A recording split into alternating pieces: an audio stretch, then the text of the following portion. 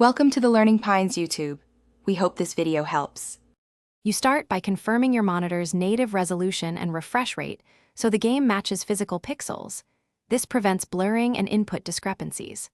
Once done, close overlays and unnecessary apps that can lock display modes.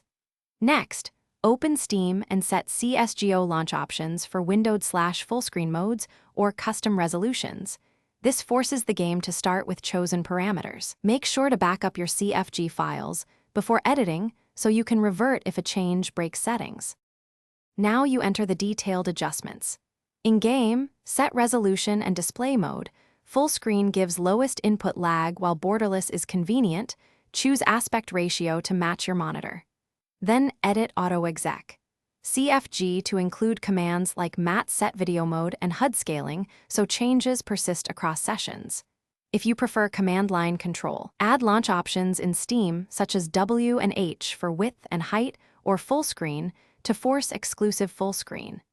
These steps ensure both the UI and engine render at your desired. Finish by restarting the game and verifying the chosen resolution and aspect ratio applied across menus and gameplay. Test on a few maps to confirm HUD and crosshair placements. If settings reset, delete video. TXT in the CFG folder and reapply your auto exec or launch options because that file can store outdated modes. Make sure GPU drivers are current and, if necessary, create a custom resolution in your graphics control panel. If problems persist, switch display modes between full screen and borderless to isolate the issue. Thanks for watching. Consider subscribing if we helped you.